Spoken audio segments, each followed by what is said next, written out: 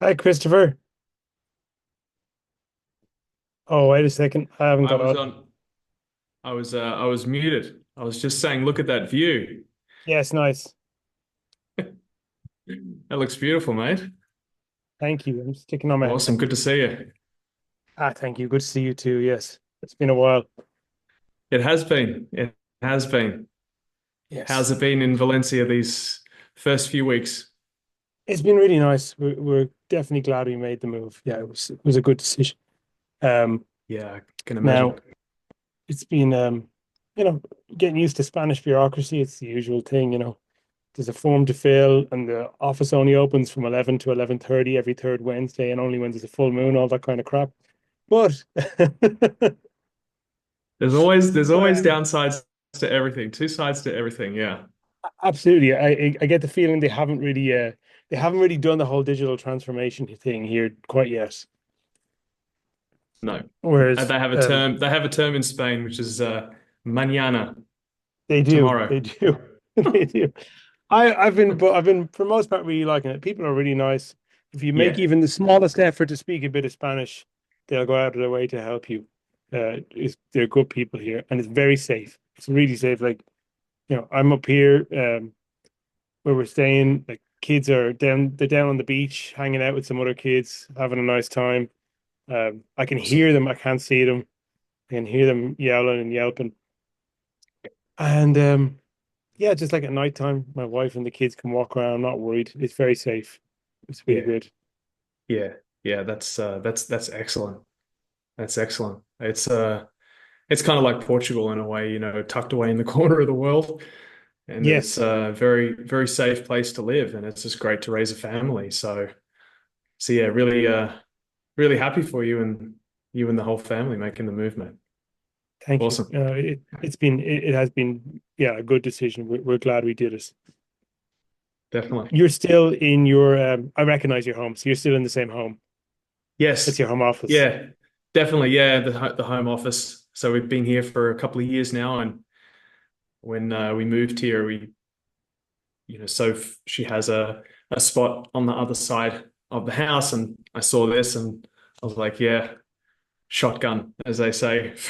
Brilliant. Called shotgun on this for turn it into the office, and it's kind of like a you know home gym and putting mat and the workstation and stuff. So it's great. Yeah, I've been watching you on Instagram lately. Like you've been going deeper and deeper with golf, right? yeah. I guess so. I mean, it's kind of a necessity with work, but I enjoy it. It's for me like my dad was a pro golfer, so Ah, okay. yeah. I didn't So know. he was a two-time PGA Tour winner back in the 90s. So I grew Wow. up with the game, and Okay. I originally wanted to play when I was really young. And it was like every third person was saying to me like, "Oh, you're going to be a golfer like your old man." And it's like with mental programming when you hear that from as early as you can understand words, you're like, Hmm. "Yeah, yeah, I'm going to do that. I'm going to do that." And I would watch him and like obviously like he'd get a lot of attention, and so as a kid like I perceived that as like love. And so I was like, oh, if I did this then I'm going to get this attention. And I kind of thought, well, that's great, I want to do that too. And so like I tried to play, and like I was okay, but I didn't have the patience for it, and I got really frustrated really easily, especially because I wanted to be a pro by the time I was like 6. And when I wasn't, I was like, oh, screw this game, and just naturally kind of gravitated more into team sports. And then yeah, basically fast forward to geez 25 plus years, and now I'm working with performance golf. They're based in the US obviously, and I'm here, and just sort of took up the game to understand more about the game and the psychology of the person that I was writing for, of course. And Hmm. when you strike the ball and you flush it for the first time out of the middle of the club face, you're like, oh, okay, I can understand why people like this. And yeah, basically just started playing more and more. And I wouldn't say that I'm like hooked. I probably play like once a week and get down to practice maybe once a week or whatever. But it's fun. It's a great sport. Yeah, Yeah. gives you lots of content for your social media as well. Yeah, yeah, that's it. Yeah. And for me though, the Instagram is just like it was more like a diary or a journal thing. It wasn't like something I wanted to like become a golf, vlogger or influencer or anything like that. But yeah, it's a good place to sort of like, see a journey over time and see like, wow, that's, where I started and where I am today and that sort of thing. So yeah, Nice. it's Yeah, great. my boy's been asking me about golf. He turned 9 this week and Yeah, I or saw. last week, and he's been saying yeah now he wants to play. So I've got to find a way for him to get into the game. And if that means me taking up and learning a little bit, I will. Not I'm not say I would say something I'm like super enthusiastic about as an individual, but if it's something I can do with him that we can do together, then yeah, it can be some fun. Yeah, it is one of those things where it's obviously an investment, both in money and time. But Hmm. with golf, you can like obviously you got some great golf courses down in your area. You can go out and do like hire a set of clubs and go out and play. And golf's one of those games where you can pretty quickly know if you're going to want to continue doing it or not. And um, I think Isaac would, if he's like every other kid, he'll get out there, he'll miss a few, he'll flush a few, and then he'll kind of either give you the sense of like, yeah, Dad, I want to go and do it again, or it's like, no, I got that out of the way, and I prefer to play football or whatever and stick to that. Well, that's the Yeah, thing is he's a very high energy person when he plays football. So I yeah, mean, I'm just like I'm not sure if you're gonna have the patience to play this game, but we'll let you try anyway. But like with football, it's full action, it's full contact, it's like yeah, nonstop, and he loves that. He relishes that, and I'm not sure if the pace of golf is actually going to be that appealing to him. I just think he likes the idea. He's played Mario Golf quite a bit on his Nintendo Switch, so. It's not yeah. quite the same. Not quite the same. But if he's out there with his old man, who knows? He might really, really enjoy it. And one Yes. of one of the great things about golf, which I started doing recently once I started getting better, was walking the course instead of driving it with a cart. And Hmm. that's great as well because I don't know how many Ks I'd walk on a day, but when you're walking 18 holes of golf, it's on average but anywhere between sort of 4 to 5 hours of walking, and like it's a significant amount of time on your feet. So you can still be active. It's not like a lot of people think golf is one of those things where it's like they're not active. It's like that's not true at all. Like I can't remember exactly how much weight he said he lost, but Tiger was like he could lose anywhere from like it's like 2 to 4 kilos in a single round of golf just by Hmm. walking. So it's just a crazy amount of energy that you're burning throughout the round of golf. So anyway, Yeah. let's get out there and have a walk with him. I saw this video. There's a kid on Instagram. His name is Camden Guyton. He looks very young. I'm guessing he's about 11, but his dad captured him like getting his first ever hole in one. I don't know if you've seen that clip, have you? It's I brilliant. haven't It's on seen a that one par yet. three. Yeah. Camden Guyton. He's an American kid. Anyway, his Okay. dad caught him getting a hole in one, I think, on a par three. And man, the kid is just like everyone's so shocked. And he walks the hole, he checks, he finds the ball, and he does the he does the Conor McGregor billionaire strut off the green away from the hole. And then he does this kind of like Dorothy and the Wizard of Oz jump and clicks his heels. It's just a brilliant moment. You can just like you can really feel the pure joy of the kid, and you're like, okay, that kid's in it for life. Like, he'll be chasing that Yeah. feeling for the rest of his days. Yeah. Yeah. Now that you say that, actually, that celebration, it brings back a memory of maybe scrolling past and seeing that type of video. So I think I may have actually seen that. Yeah. Okay.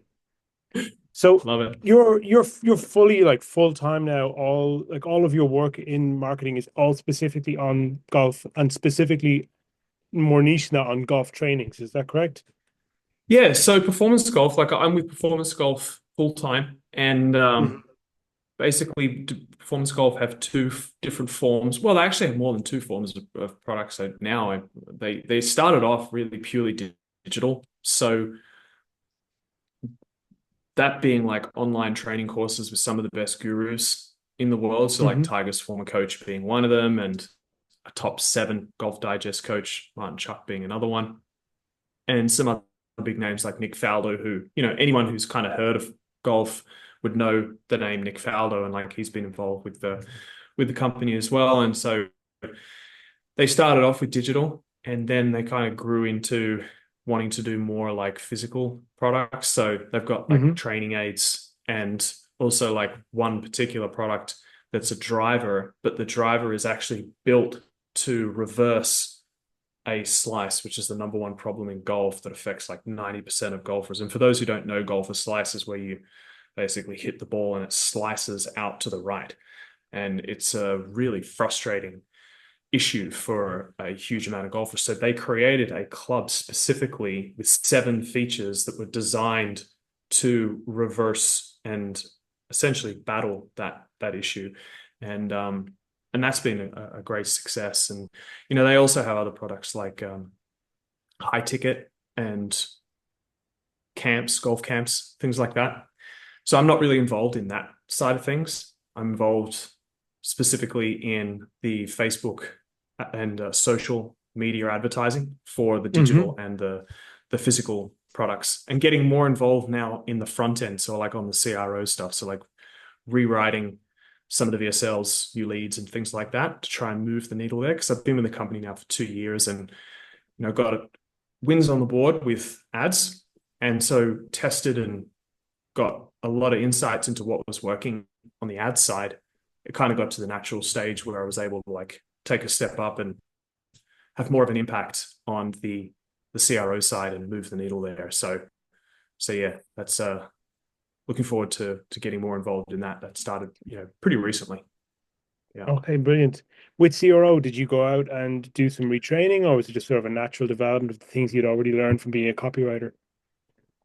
So definitely always learning. It's not as if when you step up to the CRO, it's like I never felt at all like, oh yeah, I kind of know exactly what I'm doing. Like there's a whole different team for CRO, and we've got a call that we do every Monday where we get on, like, they talk about what's in the pipeline and wins and certain things. And it's really interesting to see how they work like differently to the ads team, and how there's a lot of processes and systems in place for like making sure that all the data is like they get the true findings, and they take their time with things to really make sure that they're not just like throwing something at the wall and seeing if it sticks. They can do, like, if you want to like hard roll something, then it's like, yeah, let's just get it out there and just get it tested and get a quick win, or not on the board. But a lot of the stuff is very meticulous, to make sure that they're really maximizing on the traffic that's coming through to see what's winning and get the learnings from it. And so that's been really cool to see that. And for someone like myself, who's kind of like, I get an idea and I kind of have free reign over getting it tested pretty quickly. I've got to be more patient and like be very, very conscientious about like what it is that I want to test. Because when you do a testing slot in CRO, it's not the same as just doing a testing slot for an ad. So that's been great to step up and learn from them and see a totally different world. Um, and yeah, basically just keep growing the skill set there, and it's been great. It's nice. I mean, the company you work with are substantially large company, because a lot of business indirect responsible talk about this stuff and maybe implement on some level, but business has to grow to a certain size before they can really have like a proper CRO testing regime, right? Because it's a big investment of time and energy and people as well, right? You got to get a bunch of brains in a room. Yeah, absolutely. I mean, companies of all different sizes, as you know, and anyone who's watching would know, it's really all dependent upon like the resources that you have available. And there are certain stages, depending on the values of the founders and the leadership as well. Like some companies will value, they'll value finance over other companies. Some will value maybe um, they'll value like just growing faster without getting teams and managing systems and building organizational structures and things like that. But what I found with performance golf is that since I got there are many different departments, and it's all basically like, maybe Brixton, the CEO, will have an idea or whatever, and that idea, or Donnie, who's a copy chief, will have an idea as well. And like that can kind of be like a seed, and then that seed will turn into a project, and that project will then turn into even like a total department, like the high ticket sales and the phone sales team and all those different things. And that's been really cool to see how, like, I'm not so super involved in like seeing the nitty gritty of all of the things, because I'm very Hmm. much focused on what it is that I'm doing. But in general, being able to see how, like, if you have an idea and then it grows, how a structure can come in to support that. I mean, just like in it's just like nature, it's like everything has like a structure. You've got like a seed, and then you need the proper nutrients and things for that to grow in order for it to get to, you know, turn into the tree and whatever. And that's basically what I see with the different departments at performance golf. And so it's really great to see how they're able to create those organizational structures and grow things to their full potential. So yeah. With your work writing for advertising, do you get involved in media buying, or do you spend a lot of time inside the Facebook Ads Manager, or is most of your time on the writing and iteration process? So I don't go into the Facebook Ads Manager specifically, but we have a uh, data software that we use. So I'm in looking at the data every day because I want to see what is working today. I want to see what was working 7 days ago, 90 days in the past, and pay close attention to where basically what patterns are emerging. And so in my work, what I do is there's a specific type of ad that I create, which is called mashup. And for anyone who is actually interested in taking ads and moving the pieces together to create new ads. So like obviously Hmm. copywriting is a skill. You're writing something that's what we call a net new. So you're writing it from scratch. You got an idea, you put pen to paper or fingers to keyboard and you write something fresh. But a lot of the time there are ads, like you have two, three, four different ads that are working, and you can take those and you can cut them up and move them around. And there's a software that I use called Descript, which allows you to basically, Love yeah, Descript. It's you've amazing. used it. Yeah, Yeah, I it's a use it a lot. fantastic software. Yeah, really, really cool software. And it's so easy.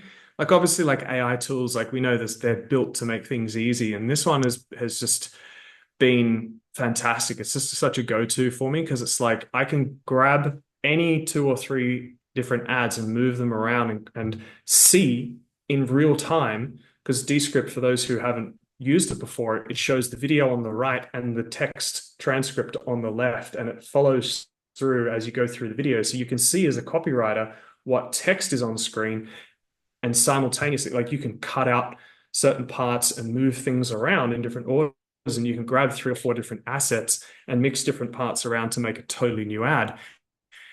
And there are huge benefits to that in that, you can take, let's say, for in performance golf's example, like they'll invest money in a shoot to get a guru out, and the copywriters will write scripts, and there's all these resources that go into something, and like an ad may do okay and another one will do really well. And then if you take the ad that did okay and mash it together with the one that did really well and it takes off, well, you kind of saved, not saved for want of a better term, but you're basically getting something that maybe didn't work and making it work.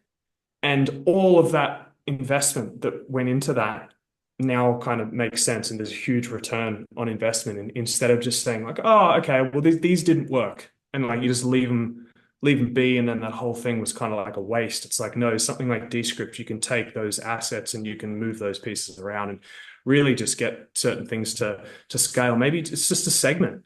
And with copywriting and advertising in general, like a lot of the time we hear that like the gold's really buried halfway down the ad. Well, something like Descript, you can grab that gold and put it straight up to the top and test it as a hook really fast. And so that was kind of a tangent there, but to come back to your question is like about the media buying. I'm not involved in the media buying specifically, but I love looking at the data for that reason. So I can basically take ads that are like, you know what, I can see that there's a really good hook rate on this, but 25% of the way it just nosedives. So it's not like a Vitalytics where I can see to the second where there was a drop off in a VSL, but I can see that, okay, at some point in the first 25%, I lost people or this asset lost people, but the hook was really good. So I'm just going to grab that hook and I'm going to put it on top of this other one that had a really good retention rate in CTR and put them together and bang, I've got a winning combo. And so every single week, just like putting these mashups together and testing new formulas and then adding in new pieces here and experimenting with different things to figure out like, okay, this is now I'm onto something here. And then you crack it through on a winning formula and then that scales and you're like, fantastic. So it's kind of like optimization of your own work, which has been a lot of fun. So So when you do this, are you actually like taking different segments of recordings from the same day, same shoot, same person, and putting them together, or you're just grabbing from lots of different sources? anywhere, from anywhere. It could be an ad where the guru filmed one part a month ago, and then the other part was from a winning ad that scaled to like over 100K in spend a year and a half ago, and saying, right, this part is a proven winner, but it's essentially too many people have seen it, it's stale, and it's just not able to scale to its potential. Well, basically you can grab like new fresh stuff, put it on the front to maybe a 30-second time frame where you've hooked someone into the ad enough that they've committed now to stay, and then you hit them with that part from the original ad a year and a half ago that did really well because it's such an airtight logical case for that ad that it just you don't have to rewrite it. It looks good enough. The copy is proven to work. Just put that in there, and then you've got yourself a new winning asset. So yeah, it's all over the place, all different sorts of stuff. And like today, for example, like I'm experimenting with grabbing testimonials and uh, focusing on like, okay, I'm going to create some new intros on this ad that's proven to do really well and just like focus on the pain, like get the most painful stuff I possibly can from this testimonial and like create different intros to it, grab some music off Artlist.io or whatever it is and layer it over the top so it gets like some extra emotion to it. And like that'll be my tests for this week for that particular offer. And like send it into the editing team, and then 2-3 weeks later, it'll get launched, and then I'll see how that test went. And then either it'll do really well, it'll do okay, or it'll one or two of them will really scale, and then I'll grab the ones that are scale and just keep going over and again until I find new combinations and things that win. So yeah. Amazing. I talked to one of your colleagues before, Donnie, and he mentioned that he said at the size that your business, the business you're working has got to now, you may write and test 100 ads before you find a winner. Has that been your experience as well? Oh, for sure, for sure. And I mean, I can't speak for everyone, but I'm pretty confident in saying that I think that that's going to be the case in, most industries when you're testing on cold traffic, because you've got so many different factors that come into play with advertising. And, as often as advertisers and marketers, we kind of think that when we launch an ad that we're going to catch someone when they're fully engaged at the best moment of the day, and it's like it's Yeah. just not like that at all. It's like if No. you're lucky if you're going to be able to catch someone sitting on the toilet in a 30-second time frame when they're in the middle of an argument with their family after a crappy day at work. So it's like Yeah. you've got to be realistic about what people's psychology is going to be. And when it comes to things like what I call the scroll momentum, people call it a scroll stopper. But I Hmm. actually go one step further is to, we're not just trying to stop someone from scrolling, we're actually getting them to stop and go back. Yes. because the momentum of scrolling these days is so strong. People are, I think the stat I saw was 300 feet of content a day is the average amount that someone's scrolling. Yeah. And I got that from Justin Welsh. And if you think about that, that is a significant amount of content, and there is a need for the the momentum to get through that amount. And so when you are trying to create an ad, you have to get that hook so tight to be able to not just cut through the brain with like the heuristics. You got to get a message to the part of the brain where they don't understand what happened, but they have the brain trigger a little bit of maybe dopamine or something in the brain that says, go back, that was interesting, or that could be interesting. That's basically what you've got. It's not like the old school magazines where you turn a page and someone would go, okay, headline, and they'd have enough time to read the headline, and then they'd make their decision as to whether they're going to read the full article or not. I don't really think we have that luxury these days. We basically have like visuals, colors. The headline has to be so strong and so simple that it's just enough to get someone to do this. Oh, you know what I mean? Like they've got to stop and go Yep. back, sort of thing. So, in answer to your question, absolutely. Like we got to test a whole bunch of different angles to see what is going to grab attention and what's going to hold attention. And then the level deeper of that is that what's going to make someone click. And then the level above that is what's going to make someone click with enough intention to want to stay, to be open to what's on the next page, which is, of course, the VSL. Because as you know, with direct response marketing, a lot of the verticals have VSLs that have very emotionally gripping headlines and intros that you can use like ads or emails that are kind of just to get the click to get someone over to the page. And that's the background that I came from with cold email. Was a lot of the headlines and everything was very like bleeding neck problem, and it would hit the visceral emotions. And with golf, we can do that, but not really to the level that I've seen with some offers like arthritis or neuropathy or weight loss or whatever. And I know the industry's changing a lot because of all of the legalities of it. Like you just can't make the certain claims that you used to. So things are sort of calming down a little bit in that area.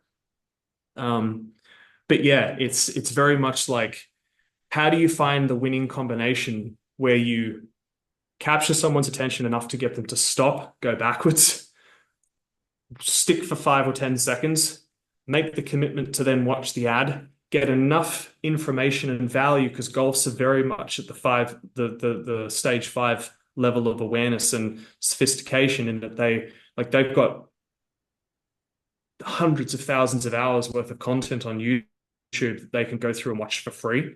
And we're trying to sell them content that they have to pay for. So it's like we have to give away a good amount of value for them to even click to go to the next page, because basically they can just go on the skip button if it's a YouTube and go and get that content, or they think they can get that content for free. So it's a really interesting process to go through to get all of those pieces in place in the right way to be able to get the ads to scale in today's world economy and bipolar algorithms and CPAs and CPMs and all the other factors involved. So yeah, it's good fun. So when you sit down now to actually create an ad for at work with all those things in mind, there's an almost overwhelming amount of different things to consider. And the human brain being what it is, we to be able to actually take effective action, we have to reduce this wide set of options into just a few. So what are the heuristics you use to get yourself some from a blank page to something you can test? So what are the heuristics that I use to get myself from a blank page to something I can test? So the first thing that I will the first thing that I'll look at is, I guess, the fundamentals of any advertising is like, what's the appeal? Like, what is it about this particular ad or hook or whatever that's going to make this appealing? Why should anyone give a shit, essentially? Like, I know that sounds so basic and elementary, but I think a lot of the time we can kind of overlook that in trying to get very tactical and like try and find cool and interesting and different things to grab attention. But if Hmm. we're trying to grab attention in weird and wonderful ways and it still doesn't hit the mark in terms of like what's in it for the person in their value system, then it's just going to get lost and they're going to that's just really weird or strange or whatever. So that's the first thing I'll always look at. And I like to look a lot at what has worked for us in the past and try and figure out different ways to get the same content that's worked in the past in a different format. So maybe it's like UGC, for example, where it's not like a guru who's talking at someone. It's more like the same message is being sent in a lesson format. So I know not every vertical would have access to this sort of footage, but where it's like you're like a fly on the wall to a golf lesson. So the guru is teaching a Hmm. student and they're talking to them and having a conversation. And so someone is like, the viewer feels like they've just walked in on a lesson. And just before they go to close the door, say, whoops, I'm in the wrong room. They stop and say, hang on a second, this could be something that's interesting for me. And so that is a different way of grabbing attention. For a lot of physical products, it might be something totally different. We might just go straight for the jugular in that, like, okay, the product, I know that this product is something that golfers need. It's going to save them time having to like fix a problem on the range by hitting thousands of golf balls. This thing does it for you. So I'll just go straight out and say that because it's like a lot of these guys are busy, like everyone, but these are like our market might be like they're an older market, for example. They often businessmen who've been, used to, cut the fat and do all that. So when it comes to an ad, we don't want any fluff in there at all. We just want to be able to like send the message super fast. So that's so I'm just trying to think about what else there would be that would go into it. One other thing that is really important that I'm testing a lot into these days is like what I mentioned doing today is like trying to create that emotional connection where even though we might think of men as being emotionally like resistant and put up walls and macho and whatever, and especially Hmm. in golf, and they hide their emotions. I don't really buy into that. I don't believe that men are less emotional than women. I believe that men don't necessarily express their emotions, but they have the ability to feel emotions just as well as anybody else. And if you're able to hit them at the visceral level in the split second that you have with an opening line from another golfer who is around the same age, and you hit them with the heuristics of the brain, like that person's kind of like me, and what they said is something I experienced, you're going to trigger an emotional response in their whole physiology of this person is like me. Maybe they found something that I haven't found before. And being able to go in and dig into that emotion is something that I think is just paramount.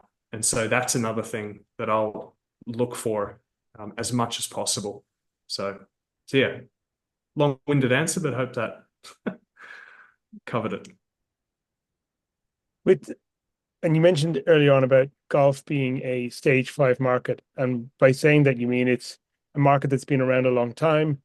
The people who are buyers in that market, for the most part, tend to be quite sophisticated. They tend to know quite a lot about the product, the subject, and they also are very heavily marketed to and have been sold all kinds of products with all kinds of promises. And life being what it is, most of those products didn't probably fulfill the promise they initially made, and so they tend to be flea bitten and a bit skeptical.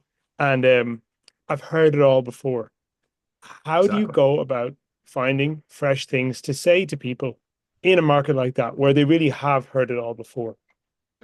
That's a really, really great question. So one of the things, this is an insight that I got from it was from Todd Brown originally. And it Hmm. was something that kind of shifted my perspective a bit on advertising. When I say a bit, it was actually quite a lot. It was that there were only really two buckets of issues, problems, if you will. One was an unresolved distress, and the other is an unfulfilled desire. And oftentimes, when we advertise, we tend to think that we're just trying to solve people's problems of the pain, and we focus on the unresolved stress. Whereas with a lot of people, it's actually not. You're going to miss them completely. Obviously, with golf, you got like a slice, for example, which affect 90% of golfers online, and that is an unresolved distress. That is a bleeding neck problem. That is something that can be pushing them towards quitting the game. But then there are other people who are, they have an unfulfilled desire of being able to hit a draw, for example, which is being able to hit the ball from right to left instead of left to right with control. So that's an unfulfilled desire. So when it comes to like market sophistication, the first thing that I'll look at in market awareness is like who who exactly am I speaking to, and what is it that I'm trying to communicate to them? Is it the unfulfilled desire? And if it is, I got to make sure that every single thing that I'm doing, that golden thread, all ties back to that. Because if I go too much between one or the other, I'll lose them. So that has to be very, very tight of which direction am I trying to take them in, the unfulfilled desire or the unresolved stress. The other thing that I think it was Paris Lampropoulos who I learned this from was the power of stories. When you're at market like level five, especially with something like weight loss, if you try and say that you've got a better mousetrap after they've just gone through 40 odd different supplements that all have a better mousetrap, it's extremely difficult to be able to try and make a logical argument that you have some particular ingredient or something that is better or more ancient or powerful or works faster or whatever. So using stories is something that it's visceral. Every single human being on the planet reacts to stories. It's in our DNA. And that's something that, if done the right way, you can scale a lot of ads. And that was something like my best ad was actually funnily enough, one of the first ads I created, but it didn't get launched for like, I don't know, it must have been 7, 8 months maybe. For some reason, I don't know. It was just there in the pipeline. And it was a story, but it started off with basically the guy hitting a draw for the first time. And his reaction was so genuine and authentic. He basically like kind of fell over on the club laughing. And the guru came walking into frame, and the name of the product is One Shot Slice Fix. And so he basically came in and he goes, one shot. And everyone behind in like audience, which is just basically the crew, were all laughing like this because this guy had been a slicer for like 30 years or whatever. And there was just this capturing of the aha moment. And then it had cut to a testimonial where he'd say, you know, I used to hit 100-yard slices, slice after slice, but today, you know, it's just a basic sort of testimonial. But it was the capturing of that moment in a mini micro story.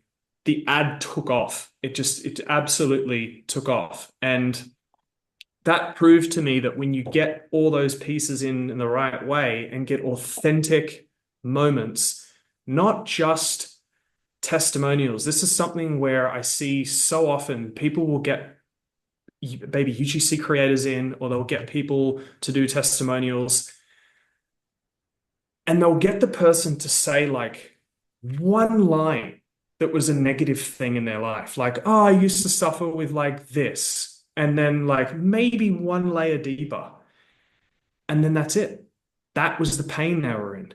and then they go on to how great the product was and how much it changed their life and everything. Most people are just they're like getting there, relatable. This is maybe, and then they'll just go like that.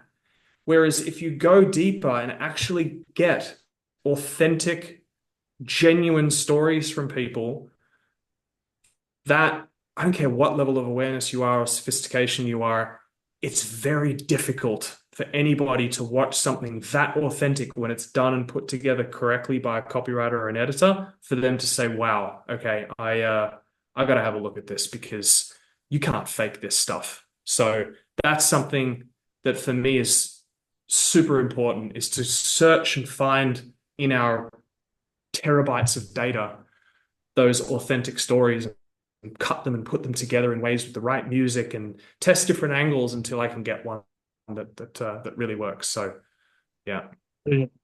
Yeah, and it's true. I mean, we all have that experience of being suckered in by a good story into watching something that we otherwise would have absolutely no interest in, a subject that we've never thought about before, just because someone told an interesting story.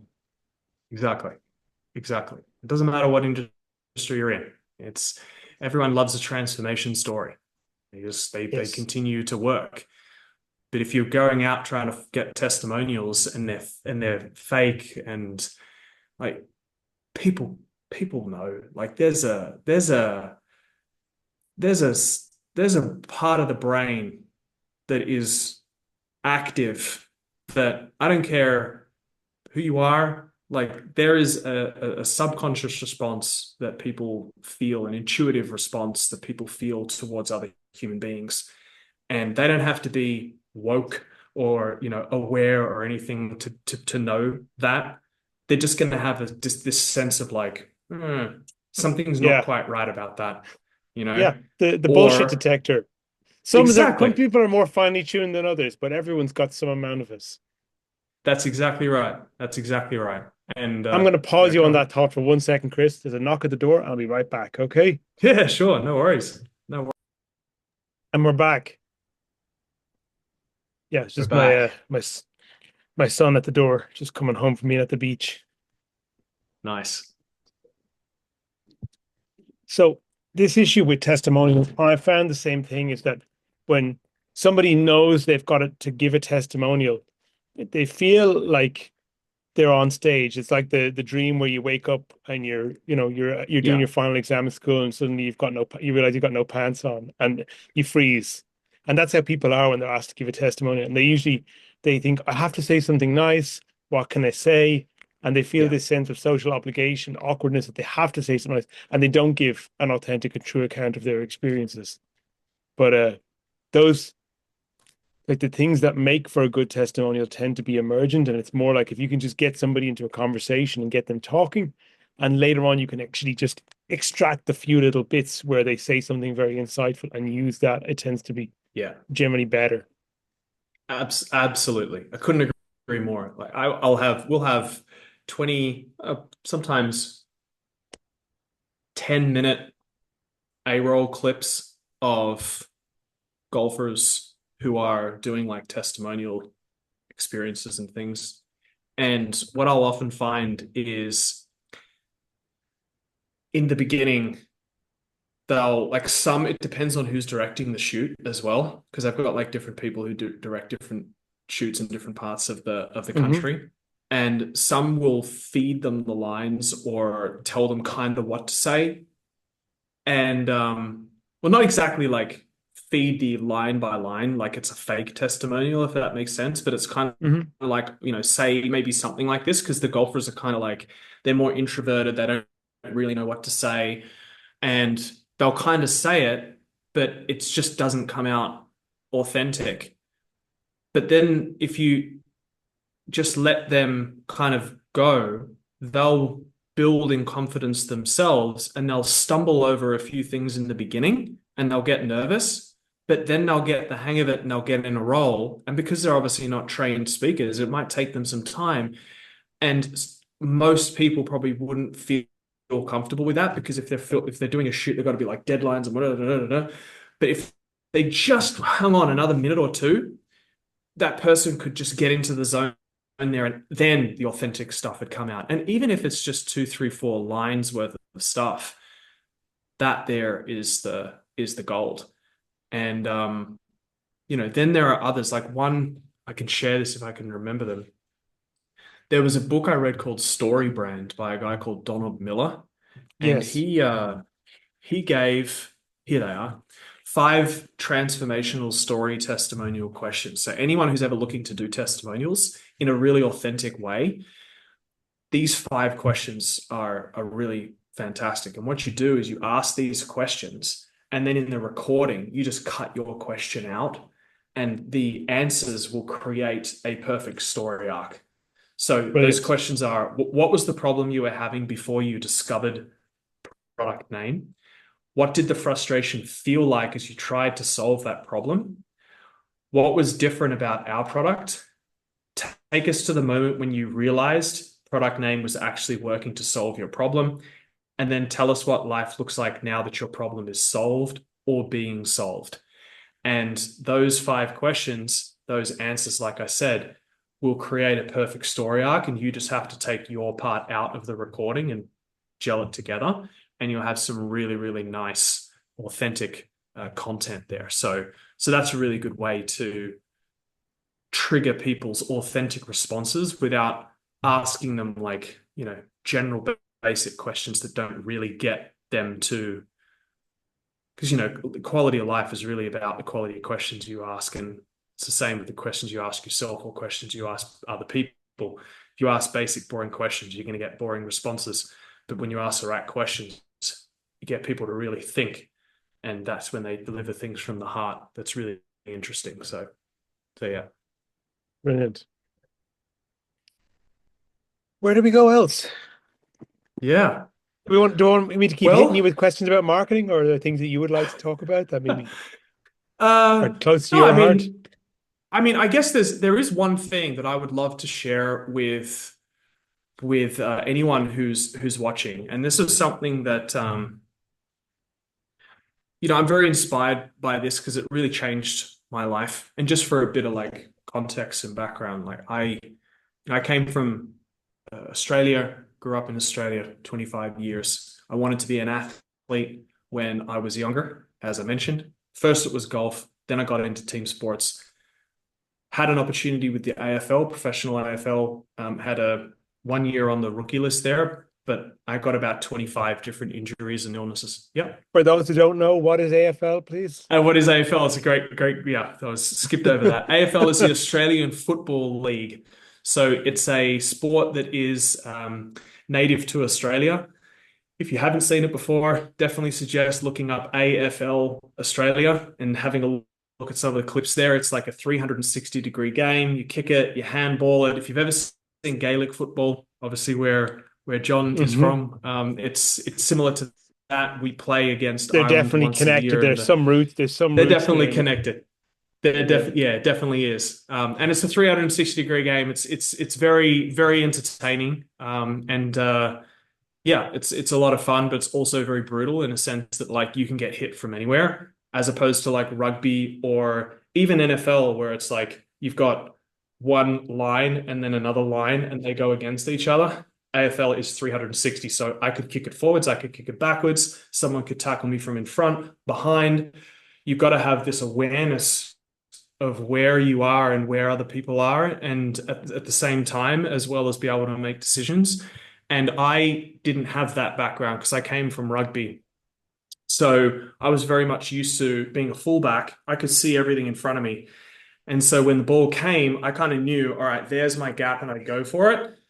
Whereas with AFL, it was like I'd get the ball, and if I hesitated for a split second, I'd get crunched from the side from someone who I didn't see. And it was, yeah, I'd get absolutely blindsided by people. And other times you'd have like, I would get the ball, and there is a rule in AFL that's kind of, it's very, let's say it's very gray in a sense that when I give a handball and I pass it off to someone, if someone hits you late, then it's not always a free kick to the other, right? So I would sometimes handball it like this, and someone would just crunch me like a second later.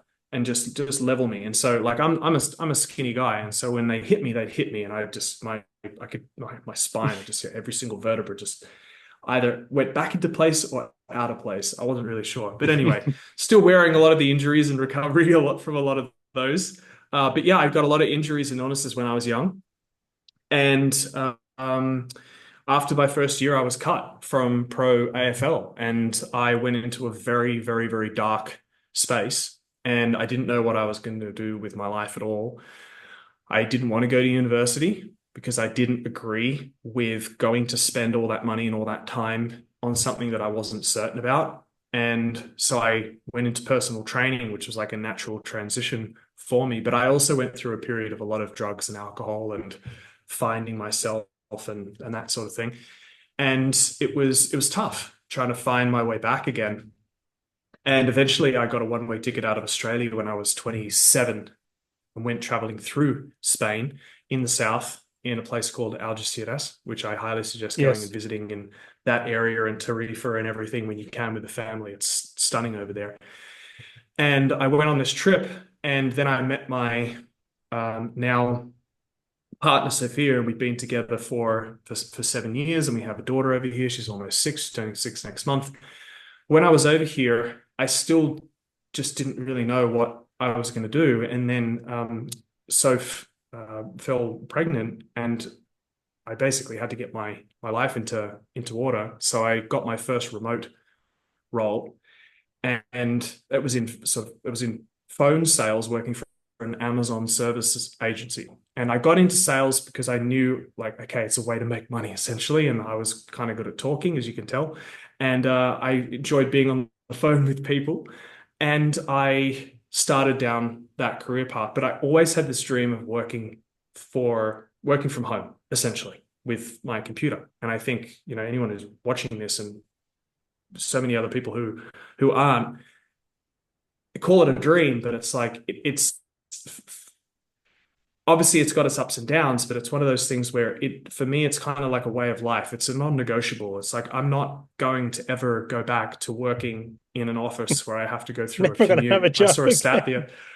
the I saw a stat the other day where it was like the amount of time you spend on commuting um, is, I don't know, it added up to a certain number of years of your life or something like that. So it's Yeah. just like, you know, that for me is a non-negotiable. But the thing of working for myself versus working for someone else, that was an interesting one for me, was because I tried to start my own business a couple of times and never really got it off the ground. And like I eventually got to this realization where, okay, I went through freelancing and now I'm with Performance Golf, and I love working for Performance Golf. It's like I actually enjoy working for someone else. And a lot of people kind of have this thing of like, working for someone else means that I'm going to get like told what to do, and they're going to watch my hours, and I'm not going to have freedom. And it's like, and I don't agree with that at all.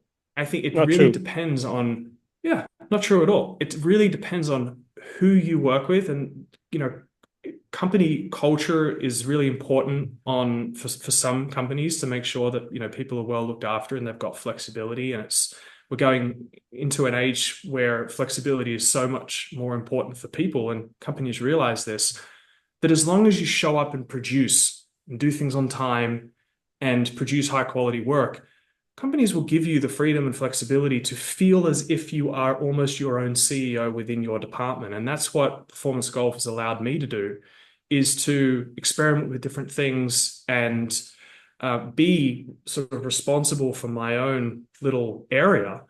And that has allowed me to have the freedom and flexibility while at the same time having the stability and security. So that's something that's really, really important. And I kind of break the myth there for a lot of people who think that working for someone else just sucks in general. And it's like it's not true at all. And sure, you can always have your own thing on the side, as long as it doesn't, affect what it is that you're doing and the job description and doing things on time and producing for the company.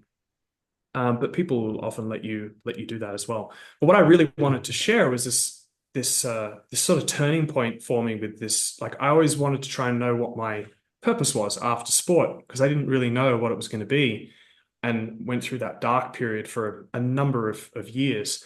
And I came across a guy called Dr. John Demartini. and Hmm. he is a polyglot. He's read 30 something thousand books, I think, and sort of synthesized everything that he's learned into like his own methods. And one of his methods was to do with human values. And human values, I'm not talking about, you know, truth and honesty and those sorts of social idealisms and bullshit. What true human values are is what actually drives human behavior. So, for example, I know one of your highest values is your family. It's Mm. obvious. Like you can tell the way you have your like share your life, your family is front and center in your life. Like that is a high value for you. For other people, it may not be. For other people, it may Yes. be their business is their highest value. And being able to find what those values are, like there's actually a 13 question process that he has to go through and find what your values are. Like, how do you feel your personal space? How do you feel your time? What gives you energy? Where do you spend your money? We go through these 13 questions and it helps you to determine your values. And why that's important is because a lot of people will search for purpose, which is something that's like, they think is like, there is, External. yeah, like there's something out there that someone else has that's waiting for them to find. And this cracked that myth for me completely because this allowed me to do was actually figure out no, the purpose is something that you can create. But what does drive you, and that's that longing that you have inside you for these answers, actually comes from voids in your life from the past that create values. So what you perceive is missing, and these can be things from childhood, from things like survival level, things that are missing, house, money, security, love from a father or a parent or whatever it is, that sort of stuff, that can drive a value. But it can also be things like because like for example, because I lived in America for 6 years when I was a kid, and I traveled a lot when I was a kid. I have a value on travel. Like I want to travel, not full time, but it's something that I value because my dad and my especially my dad put so much pressure on me to like get stable financially and everything like that, right?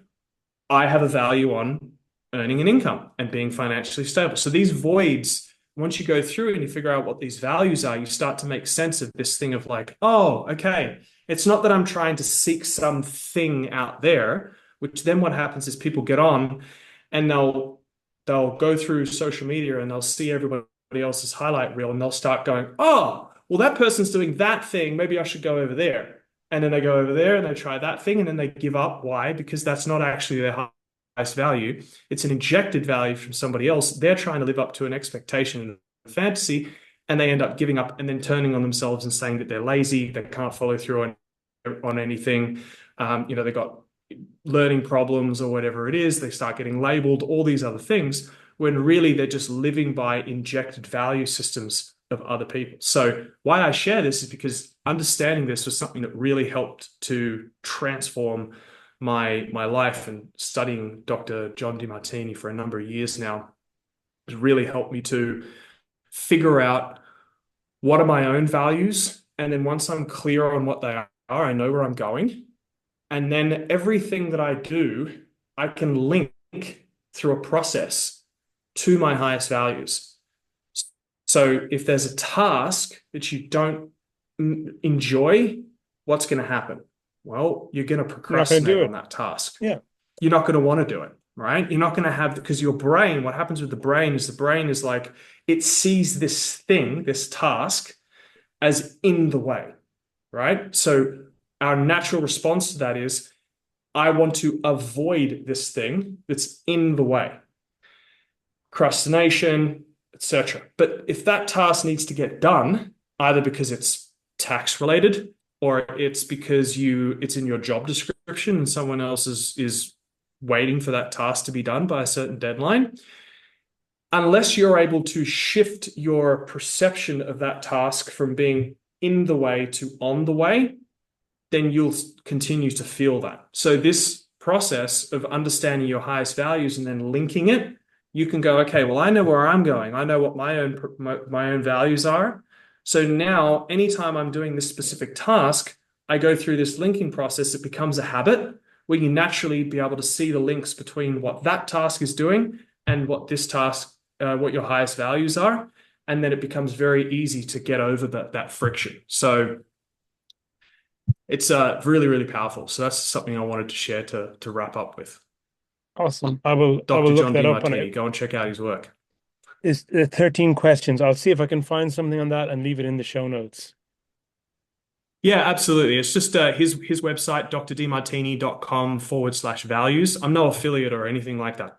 There's Hmm. no connection whatsoever. It's just he's changed my life in so many different ways that it's something that I share with people who are in any way, quote unquote, struggling with not knowing what they want to do in their life, where they think they're going. They feel like they compare themselves to other people quite a lot, which causes enormous mental stress. This solves all that. It's truly a linchpin and very, very powerful. So Yeah, I think we all do some of those awesome. things to some extent.